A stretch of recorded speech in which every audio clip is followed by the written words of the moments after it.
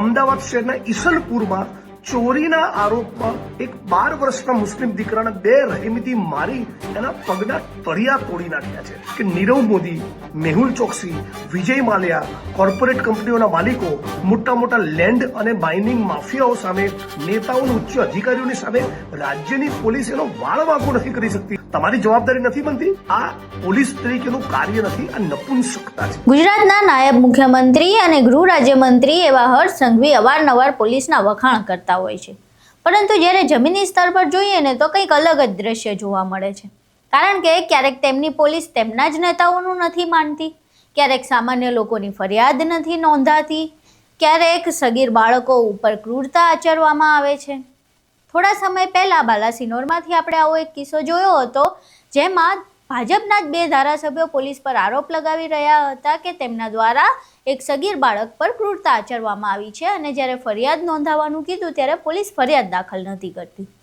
હવે આવો જ એક કિસ્સો અમદાવાદના ઈસનપુરમાંથી સામે આવ્યો છે, જ્યાં વડગામના ધારાસભ્ય જિગ્નેશ મેવાણીએ પણ પોલીસ પર આવા જ કંઈક આકરા પ્રહાર કર્યા છે. તેમણે આરોપ લગાવ્યો છે કે બાળક ઉપર પોલીસ દ્વારા ક્રૂરતા આચરવામાં આવી છે. નમસ્કાર, તમે જોઈ રહ્યા છો ચક્રવાત ન્યૂઝ. હું આપની સાથે હેમલ. અહીં જુઓ, વડગામના ધારાસભ્ય જિગ્નેશ મેવાણીએ પોલીસ પર આરોપ લગાવતા બાળક પર થયેલી ક્રૂરતા વિશે શું કહ્યું. બોટાદમાં 16.5 વર્ષના આર્યન નામના મુસ્લિમ દીકરાને બેરહેમીથી માર્યા બાદ બાલાસિનોરમાં ધોરણ 9માં ભણતા રાવળ સમાજના દીકરાને મારવાની ઘટના સામે આવી. એ પ્રકરણમાં હજી ધરપકડ થઈ નથી, ત્યાં તો અમદાવાદ શહેરના ઈસલપુરમાં ચોરીના આરોપમાં એક 12 વર્ષના મુસ્લિમ દીકરાને બે રહીમથી મારી એના પગના તળિયા તોડી નાખ્યા છે. બંને પગ કોઈ વાહને જાણે ચગદી નાખ્યા હોય, કચડી નાખ્યા હોય એવા પાટાપિંડી તમે એના પગ ઉપર જોઈ શકો છો. અને છતાં રાજ્યની સરકાર અને પોલીસ દ્વારા આ વાતનો કોગ્નિઝન્સ લઈને ગુનો દાખલ કરવામાં આવી રહ્યો નથી. ત્યારે સવાલ એ થઈ રહ્યો છે કે નીરવ મોદી, મેહુલ ચોકસી, વિજય માલ્યા, કોર્પોરેટ કંપનીઓના માલિકો, મોટા મોટા લેન્ડ અને માઇનિંગ માફિયાઓ સામે, નેતાઓના ઉચ્ચ અધિકારીઓની સામે રાજ્યની પોલીસ એનો વાળ વાંકો નથી કરી શકતી, અને 12 વર્ષના માસૂમ બાળકને મારો છો. આ પોલીસ તરીકેનું કાર્ય નથી, આ નપુંસકતા છે. તમારે શરમથી ડૂબી મરવી જોઈએ.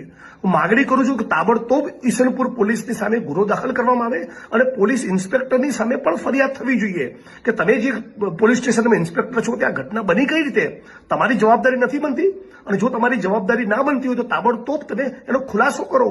તમે પોતે ફરિયાદી બનો. પોલીસ કર્મચારીઓ જેણે આ દીકરાને માર્યો એની સામે તમારે ફરિયાદ દાખલ કરવી જોઈએ, નહીં તો ટૂંક સમયમાં અમે હાઈકોર્ટનો દરવાજો ખટખટાવવાના છીએ. હવે સમગ્ર મામલે તમે જિગ્નેશ મેવાણીનું નિવેદન સાંભળ્યું, જેમાં તેમણે આરોપ લગાવી રહ્યા છે કે પોલીસ દ્વારા લઘુમતી બાળક પર ક્રૂરતા આચરવામાં આવી છે અને તેને ઢોરમાર મારવામાં આવ્યો છે. જોકે સમગ્ર મામલે હજુ સુધી પોલીસ તંત્ર તરફથી કોઈ કાર્યવાહી કરવામાં આવી નથી, ના તો કોઈ પ્રતિક્રિયા સામે આવી છે. એવામાં પોલીસ તંત્ર સમગ્ર મામલે શું કાર્યવાહી કરે છે તે જોવું રહ્યું. તમારું સમગ્ર મામલે અને જિગ્નેશ મેવાણીના આરોપો વિશે શું માનવું છે, અમને કોમેન્ટ બોક્સમાં જરૂર જણાવજો.